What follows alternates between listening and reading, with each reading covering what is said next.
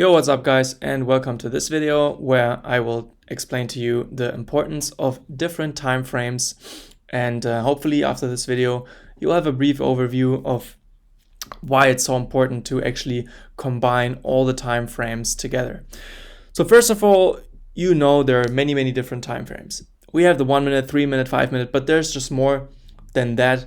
We have all these different time frames. Basically from 12 months down to even 1 tick, and 1 second, 5 seconds. So you see we have many different time frames, there's all different types of traders. You've probably seen this in the beginning of these video series, that there are different types of traders: swing traders, maybe there are some scalpers, maybe there are day traders, and they're just investors who just invest and hold. And you know already from this video which trader prefers which time frames. We as day traders, actually, we like to use the multi time frame power. And what this means, I'm going to explain to you in a second. First of all, I want to start with the statement that higher time frames hold higher power. So what this basically means is that the time frames that we see up here, the weekly, the monthly, the 4 hour, and even the 1 hour, overall gives us an idea where market wants to go. For example, we can see here on the daily that before this entire leg up began, we had a break of structure to the upside. Probably right here at this high right here that we broke. We also had a break right here. Doesn't really matter right now, but what I want to show you is that a daily break is pretty heavy. It's probably heavier than a 1 minute break, and it determines where market wants to go more than a 1 minute break, because a 1 minute break to the downside is less powerful than a daily break to the downside. You get what I mean? And the reason why it is like this is because most investors and most of the smart money is it being invested on high time frames. Institutions operate on high time frames. Their orders sometimes take days or weeks to fill.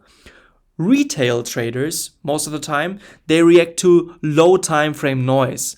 But the real manipulation happens to align with the high time frame bias. So it's very important that you understand that following the high time frame structure, it's giving you a sync of smart money. Where are we heading towards? So this is what I mean by a daily break of structure is more powerful than a 15-minute break of structure, or basically any time frame that is lower than the daily. A 4-hour break of structure is more powerful than a 1-hour break of structure, and so on and so on. So it's very important that you use the high time frame for an overall bias, and the middle time frames you can use for setup zones, and the lower time frames you can use as entry confirmations. I would never ever flip my bias regarding what the small time frames are telling me. I would rather determine my bias on what the high time frames are showing me. So this leads me into multi-time frame power, which I basically mentioned in the beginning. We day traders like to combine everything. We have an overview of the higher time frames of the daily or even weekly or 4-hour, where our main direction is going to go. Are we going up or are we going down? We determine this on the higher time frames. And what we like to do from there on is to scale down to lower time frames and then see our confirmation confluences. For example, you can see that if we just take, maybe not this example, maybe a different example. Doesn't matter the time right now, doesn't matter the session. I just want you to understand the concept behind it. So let's just take this daily break of structure. So you can see that we broke structure to the upside with this daily candle. So now this gives us an idea where market in the future wants to go, probably to the upside.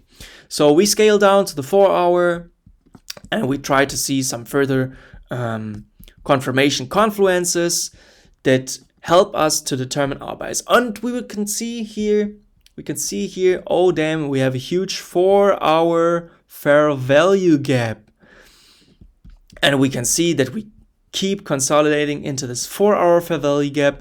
And now it's very important for us to scale even further down, maybe to the 1 hour, to find some breakout structures to the upside within this 4-hour fair value gap that we had after this daily break of structure.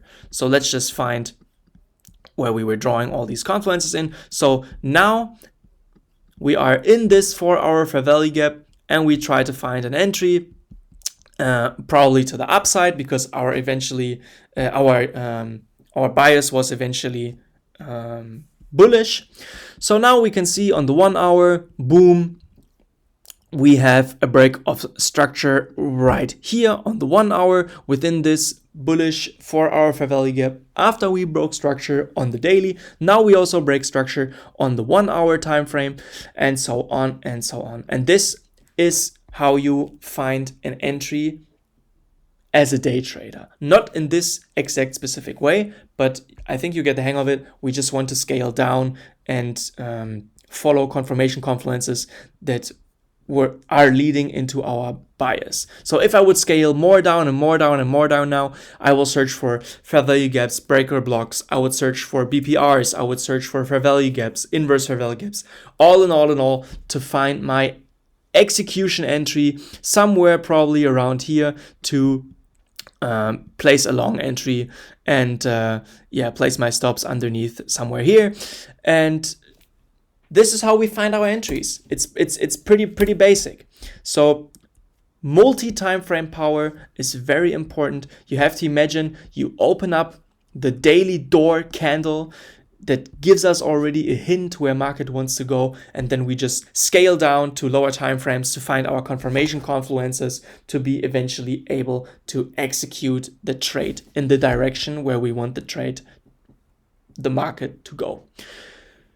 Lastly, I think it's important to mention that price is fractal. This means that the price is moving the same way on every single time frames.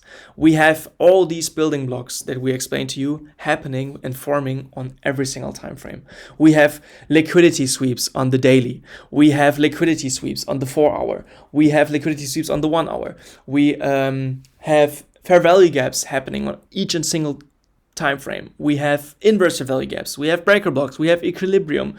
We have order blocks, BPRs. Everything happens on all the time frames that you know.